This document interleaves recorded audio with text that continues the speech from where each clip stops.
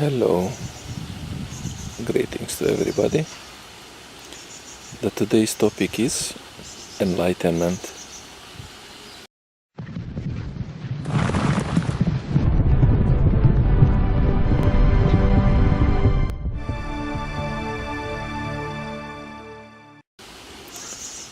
I will shed few light on this topic, of course from my perspective. Most probably you can find a lot of different kind of angles on it, on the internet and on YouTube. This is just my view on this. I find it very, very important topic. So I will dedicate this video specifically for this. Usually only spiritual people or people who are looking for spiritual development, they are finding this topic in their life. And then of course everybody has his own opinion on what is enlightenment and how to gain enlightenment and how to achieve it. But immediately in the beginning of this video I need to mention His Holiness Maharishi Mahesh Yogi, and he is the foremost scientist. He was the foremost scientist of developing consciousness in the world, and the man to whom I met several times in my life. I was blessed to be able to listen him on videotapes, audio tapes, and also live around the world, mostly in Holland. So whatever I say here is most of the part, or we can say all, from what I have understood from these lectures from His Holiness Maharishi Mahesh Yogi. Many people, all people, they have different kind of understanding or on the topics of whatever they hear, whatever they talk about. Maharishi said that the knowledge is different in different states of consciousness. So if three people are watching an object, they can have absolutely different opinion on the same object, even though the object is absolutely the same. They are watching, they are studying the same object in the same time, and they will have completely or slightly different opinions about the same object, because the consciousness of each people, the consciousness of each person is different. So it's natural to have different opinions on different things, even though the reality is one. Or you can say the reality is also different on different levels. It dependent on the eyeglass you use. Some people, they put up a red eyeglass, so the world, what they see, it will be red. If you put up a black eyeglass, you will see, even though you can see the colors around you, but you can see it all in kind of black kind of tune, in black kind of color. So whatever our consciousness is, it paints the experiences what we see. Many people think that enlightenment is just an easy thing, and everybody is already enlightened, and from one angle we can say that they are right. Everybody is already enlightened and you can get it easy. Some people, they think that you think about it, that you are enlightened, and then you get enlightened. I would not like to use bad words and negative connotations towards those people, but there are all kinds of people in very low state of consciousness, and they can think whatever they want, and whatever they think about enlightenment. So enlightenment includes a very high level of development of the mind and the physiology. His Holiness Maharishi Mahesh Yogi has very beautifully, very precisely talked about the higher states of enlightenment and how to get enlightened in a science which is called Science of Creative Intelligence. And I have not heard any person, even though I was not listening much of gurus, different kind of spiritual leaders, and to tell you honestly, I am not even interested to listen, because what I heard from Maharishi, it's so perfect and so brilliant that I don't have any desire or lack of knowledge concerning enlightenment, how to gain it, and what is enlightenment. So it is dependent on two factors, on the development of the brain, development of the consciousness, and development of the physiology. Concerning the first stage of enlightenment, which is called, from different people and different holy people, they only speak about enlightenment, but there are different kind of stages. This is also distinguishing Maharishi from all the other gurus and spiritual leaders, because he's just so brilliantly precise. He has found and he has brought this knowledge to the Western people, very much scrutinized through the intellect, and specifically describing all the details about each state of enlightenment, which is distinguishing him from all the other gurus who only speak, oh yes, enlightenment or moksha or just higher states. So the first state of enlightenment, Maharishi was naming cosmic consciousness. It is a consciousness which is all-pervading, and it means when you reach that state, the first state, even the cosmic consciousness, you do not make mistake. And then all these people who say, oh yeah, it's human to do mistakes, and there is no one perfect in the world, and etc. blah blah blah blah blah blah. We can just say that this is all just ignorance. There is so much deep ignorance everywhere. Even the most spiritual people who think that they are spiritual, they are just purely ignorant. I don't want to say that I am the wisest, and I am not the wisest person. I have so many faults, and I am not enlightened. So we can say, if you think that somebody should speak about something and he should leave that before starting to speak, then you can stop to watch this video, because I am openly saying I am not enlightened, and most probably I am very far from it. But still I felt to touch this topic, because my channel Dive Deep Inside is actually mostly spiritual.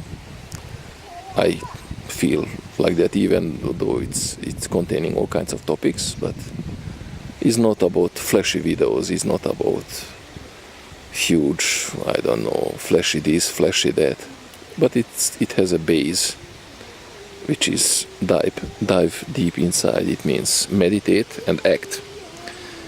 And when we speak about meditation, then I think very practically about transcendental meditation, and I speak only about transcendental meditation, not about other techniques. There is no technique which is similar to transcendental meditation. If something is like that, then it's only transcendental meditation, and everything else is just completely different and not that effective. Of course, you can love, you can do whatever you like, and you can enjoy, and that is all right. If you like to go more slow in evolution, you can take any other technique. And that is all right. She's little angel. A little angel on the pond. So we are coming back. So when you reach the state of enlightenment, you are not making any more mistakes. This is one kind of characteristics of enlightenment. Another characteristic is that if you live the state of enlightenment, you live in accord with all the laws of nature. So when we speak about circles of karma, and if you know that whatever we do, whatever we think, say or do, it creates some vibration, and then those vibrations are traveling in the cosmos, hitting some objects and coming back to us. So all the actions we do, they come back to us and they hit us back. Whether it is the action is done in before life or 10 lives earlier, but the actions created, the vibration created is traveling in the universe, hitting all the objects, any planets, and they are traveling back and catching us. So whatever we experience in our life, absolutely every second of it, it is due to us. It's just what we did that come back to us. Many people think, oh, what is that child, what he has done wrong, that he has paralysis, or people die in different kind of circumstances, in different kind of countries and regions, and very young, and some people, they were so good and so helpful, and then they die suddenly and they are killed by monsters and here and there. But we don't know that these souls have done something before in the past. So whatever hit them, it hit them not by chance. Everything in the cosmos is absolutely precise. Absolutely precise. Every and each second of our life is dependent on some factors, what we have done in our past, what we are doing now, and what we are aiming to do in the future. So these three composite things are forming each second of our life. So if bad is happening to us, it means we have done some bad in the past. If good is happening to us, it means that we have done something good. That's very simple, and this is to every person. Now coming back to an enlightened person, he is living his life in accord with all the laws of nature. So he is not making mistakes. Maharishi was describing that the action, because he was not enlightened all the time, so before enlightenment he was ignorant, and we can categorize people like that until you are not reaching the state of enlightenment, we are ignorant, we are not completely in light, we are not fully conscious, so we do mistakes and we do wrong. So those negative vibrations are coming back even to an enlightened person, but because he is living now in full accord with all the laws of nature, all those negativity and all those tendencies and vibrations, they are hitting the family members of his. So whatever is coming back, his karma is not hitting him. He's out of the wheel of karma. He is like immune. He is like invincible. So whatever is coming back, it's coming back to the members of closest family to him. So the enlightened person lives absolute freedom. He has very great knowledge, he has very great experience. So the enlightened man is gradually, the non-enlightened man is gradually evolving by doing some activity and rest and activity and rest and activity and rest. And if he's doing it properly, if he can bring deep enough rest into his physiology and mind, he is able to release the stress. And when the last stress is released from the physiology, then he gains the state of enlightenment. So the enlightened people, they don't do mistakes. Gradually, his physiology is releasing all the stress, and then in sudden state, in sudden moment, when he released the last stress, he gets enlightened. His physiology and his mind is working perfectly. Also, there is an aspect of life, the mind and body coordination. When you want something to do, when your mind wants something to do, your physiology is acting on it. And if there are stresses in the physiology, this action is delayed by those stresses, and the action is distorted by the stresses.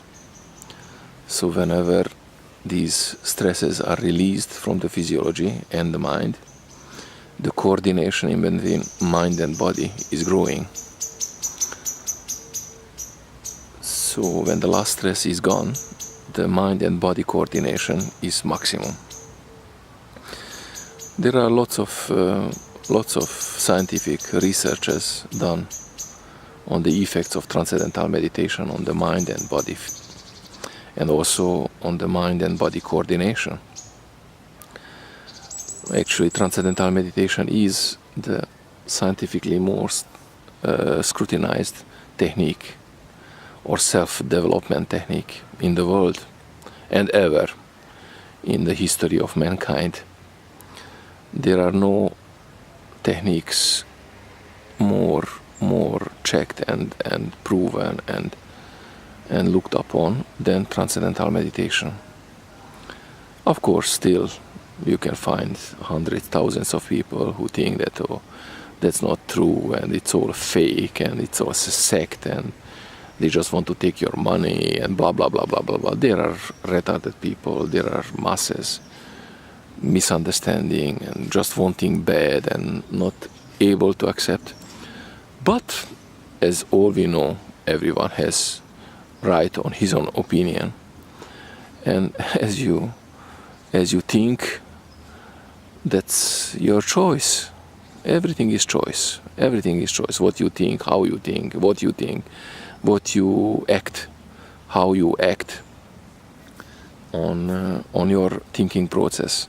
That's all your choice, and the results of your choice is the result which is coming to you. Your life is the result, the combined results of your choices, what you have made in each second of your life. So gaining enlightenment is actually the highest, the top purpose in the life. Maharishi said that a wise man, intelligent man, is putting the gaining of enlightenment on number one position in his life. Everything else will come spontaneously. Money and wealth and whatever else you want in your life, it is coming spontaneously. Of course, there are very, very rare individuals who think like this and who put spiritual development in their life on number one position. I believe that there are simple people who don't think about enlightenment and who don't practice meditation techniques or spiritual techniques like yoga, asanas or whatever. There are some very, very simple individuals in some far villages or high in mountains or wherever, who are very close to be, or maybe even enlightened. But those people are very, very small number, very small number. An enlightened person is creating such a huge positive vibrance around himself, that is not only, oh, I say, oh yeah, I'm now enlightened, and then, oh, I'm radiating shit, you know. That radiation is spontaneous. That person, that physiology is radiating such a huge, strong, powerful influence around him that it's like an enormous magnet, just influencing everything around in a very, very strong, positive way. If there would be an enlightened person in any of the countries around the world, and I am not saying about India, because in India there are enlightened people, but if there would be in some other countries than India or China, for example, in Asia, then that one person, that only that one person would create a huge influence on that country in a positive way. And because what we see in the world is that the negative tendencies and the chaos is so much spread all around the world, with all these terroristic attacks and the governments cheating on all the people, and people working like crazy horses, you know, and getting small salaries, and all this about the vaccines and the cancer growing, and all the medical part of the population is just cheating on all the other people, because they don't really treat the sickness, but they make people even more sick. And all these a few families who are so extremely rich and want to control the whole world and the whole population. So the negative tendencies are so much widespread that if there would be even one really enlightened person in the country, these negative tendencies would not grow. This would just not grow. So this shows automatically that the enlightened people are so seldom everywhere in the world. But of course, as Maharishi said, the evolution of the whole world and the cosmos is going on. Whatever we see deep down in the bottom, there is a process, there is like a flow, and that flow is going towards the enlightenment and towards heaven on earth, and towards the best well-being to all humanity. Whatever it is on the surface, however it looks bad and negative and chaos, but down deep there is a process going on towards the light, and the flow is bringing everyone in that direction, even though many people are just trying to break and slow down the evolution, and doing all kinds of stupid things in their life. So my thinking is about this, that whoever breaks and whoever wishes to stop the evolution, he will not be able. And those people who don't care, those people who don't mind, those people who willingly do bad things and not caring about evolutive processes in the nature, they will just simply die. Because when you do persistently something not in accord with all the laws of nature, then you are breaking the law. And if you are breaking the law, there is a not good way coming out, and not good outcome of that. And it's not that some policeman will catch you. It does not need a policeman to catch you. You are catching yourself. It's you who are punishing yourself. You do activities which are not in accord with all the laws of nature, so you break them, and that accumulation of breaking the natural laws causes negative things in your own physiology and brain, and sicknesses are developing, and then you are stopping yourself from life, so you die. you go away, and then in accord with all what you have done in your life, your activities and your goals, you will create a next point in your evolution. You drop your body, and then the soul is traveling, and then in accord with your benefits, you will born again. If you have done good things, you will born earlier. If you have done bad things, you will not born earlier. You will stay longer with your soul only without any physiology, or you will get a physiology in a very bad state. That's also in accord with all what you have done in your life, in your previous lives. The enlightened person, he is not reborning again, because he has served the purpose of his soul to born in the creation and achieving the goal of it, maximum development. So the enlightened people, they are out of the circle of karma. Whatever they do, they are like one with nature. And these guys who say, oh yeah, we are all one with nature, we are all one with... Yeah, of course, we are all one with nature, we are the nature, and we are one with the God, but our activity is dependent on our state of consciousness, and if the state of consciousness is not developed, then the activity is just not completely developed also. So it is extremely important to contribute of the growing of the consciousness, which means proper meditation technique, rest, and helpful activities. Perfect people contribute the maximum to the society and the surroundings they live in.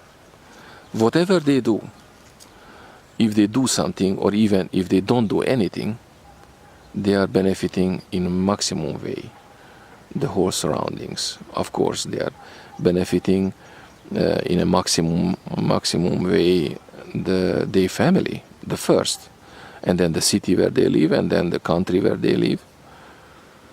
So that's the maximum benefit they can produce spontaneously, and the another very important characteristic of it is effortlessly. An enlightened person is living completely effortlessly. When you look around you and you see the nature, you see the plants growing and animals living, and the whole flow is effortless. People, because we are a conscious being and we are kind of on the top of the evolution, or very highly developed beings in compare with plants and some animals, we have the choice. We have the choice to do activities good or bad. So if we don't develop, if the evolution process is not going on, but we are breaking or trying to stop the evolution because of our willingly doing bad things in our life, then our life is not effortless. Then we are making efforts, we work a lot day and night, and we are suffering and experiencing pain because of this, pain because of relationship, pain because of lack of material wealth, pain because of this or that. Then life is not effortless. But an enlightened person, he is just like a river flowing down from the top of the mountain, or where the source is, towards the ocean. He is flowing effortlessly. Whatever he does it perfectly. There is no doubt. That's another angle to it. Sometimes people, or many times, we do something or we say something, and then, oh my God, why I said that, and oh, it should be not that, and oh, I'm feeling bad, and I was so wrong, and now I can't take it back, and all these all these things about sorry, asking people for sorry, for forgiveness. Oh my God, I'm so sorry. Oh my God, I'm so sorry. I was hating it the most in the United Kingdom, because there are people all the time. Oh, we are so sorry, and oh, I'm so sorry that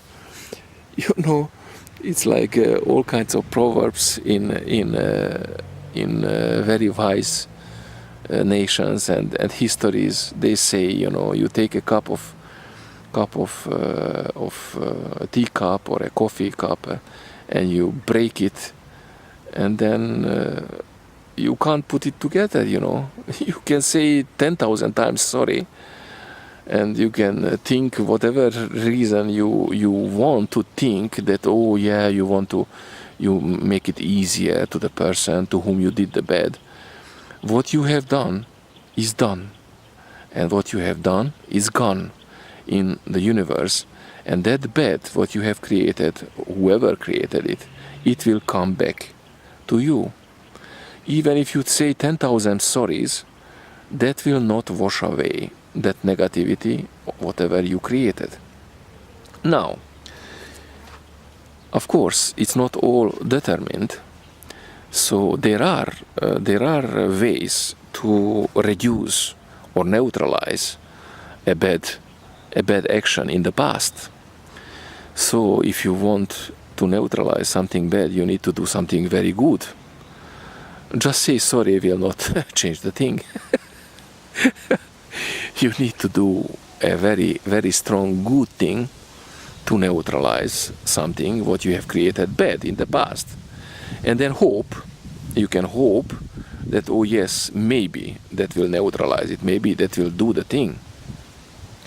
There are different kind of things. You can make good deeds, and you can work good, you can do healthy activity and evolutionary action, work which is contributing to the life of people. In this category is not belonging the selling an alcohol, drugs, or tobacco, or producing armaments and arms and selling arms and doing whatever activity which is contributing in all these topics. And there are, of course, I could say more and more, and there are activities which are absolutely not evolutionary, which are killing the evolution in this or that way. And all activity which is contributing, if you are working in a shop which are selling tobacco, you are contributing to it. If you give money to someone to buy tobacco, or if you are giving money to produce tobacco or alcohol or strong drinks or whatever, and of course you can make wisdom out of it, that, oh yeah, it's a little bit of alcohol is good, and some doctors say that it's healthy to drink a cup of wine, and blah blah blah blah blah blah blah blah. You can find all kinds of excuses, and you can support yourself that no, it is okay to sell strong drinks and tobacco. It's also good, and to kill other people with armaments and produce tanks and guns and bombs and supporting the army. And oh yeah, we need an army, and we need soldiers to kill other people and to save our country by going to other countries and kill there the people and bomb other nations. And oh yeah, there are terrorists and we need to kill them, and then we go there and bomb them and kill them and shut them down. And no, my friends, this is all not the way it should be. If you involve yourself in bringing punishment to other people, then somebody will born who will bring the punishment back to you. So all those soldiers and all those people who are involved in all these wars, and they are making an action which they will get back in certain time of the evolution of the soul, reborning next time and next time and again next time. And as long as you do the mistakes, and as long as you repeat the mistakes and you don't learn from them, You're just born again, and you suffer again, and you have pain again. As long as you stop to do the mistake, you stop completely to redo all those mistakes, you are repeating the born again and then the life again and all the pains and sufferings, whatever you experience. Of course, we have good sides and beautiful. Life is beautiful and nature is beautiful, and there are so many brilliant and beautiful things. I don't want to become just like a completely negative person that I see all in black, like I am wearing the black eyeglass. No, there are so many brilliant things in life, but people, they don't see it, or they just see it sometimes when they are restful enough. So, my friends, you should aim towards the betterment of life, and every person is trying as much as he can, or as much as he is willing to try to develop yourself. Nobody can help you except you can help yourself. Transcendental meditation is one of the best way to help someone, because you are helping someone to help himself. If you make use to some person that you are helping him, then you are actually not helping him, because he becomes dependent on you. So all these activities which creates dependence on something are not really evolutionary. Oh, you are giving him money, you are giving those beggars. Even though I have done it, I am not giving money to anyone. If somebody asks me, I ask him for what you need the money. You need a drink, or you need food or something, and then I go with him to the shop and then I buy it. I don't give money in that sense, because people, they are not honest. People, they lie, and they spend it on alcohol, they spend it on tobacco, and this I am not supporting, not in any way. So if you want to support people, if you want to create a supportive, positive energy in you and around you, you need to turn into yourself. You need to turn to yourself. You need to have a deep rest, practice regularly a spiritual technique to increase the speed of evolution, and do activity which is supportive to life. And then many times people find themselves in situation that, oh yeah, there is no supportive activity, because this village is all working in a factory where they are killing calves or pigs, or they are working in a factory with meat, and yes, we know we are not all vegetarians and vegans, and people like to eat meat. But my friend, that's not the most beneficial activity you can do in your life. And if you just decide that you just take it as it is, you don't put an attention or an effort to change it, then you are in that circle. You are again continuing to work some activity. You gain money out of that activity, which is after influencing your own life. And if you have family, the money you have earned and the way you have earned that money is also influencing your family and you, of course. So all this life is so delicate. Every little bit of part of our life is delicate, and to go towards spontaneously less mistakable life, the best solution, what I suggest, of course, you can choose your own path, definitely, and you can try or not try at all. Just don't give a shit, You can do whatever you like, but if you are a little bit conscious of it, and if you want to contribute to the speed of evolution and flow down towards the ocean from the source, then do learn transcendental meditation and do choose your activity that is beneficial, that is evolutionary activity, which is not harming anyone around you.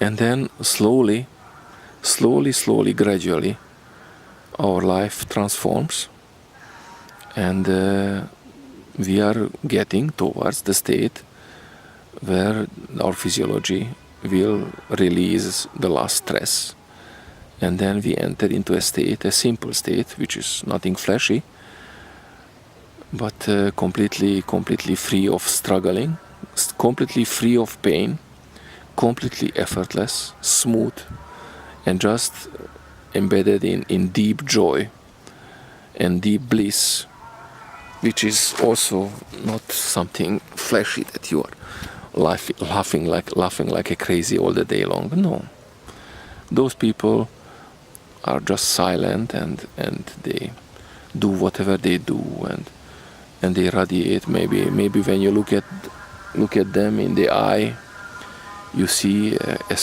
an enormous purity. Maybe you feel around them a deep silence. So in this kind of way, there are no measurable signs from outside. You can't really choose or see or measure who is enlightened or who is not. But I mean, you can feel it if somebody is a bit more developed or less developed, and you can feel that a person is just smooth when you see him in action. You can feel the vibration around him. A warm source is radiating warm feeling. An ice cold object is radiating around him a cold vibration. And that's spontaneous. It's not an intellectual thing that if you think that this or that, then you will feel this or that. It's just as it is.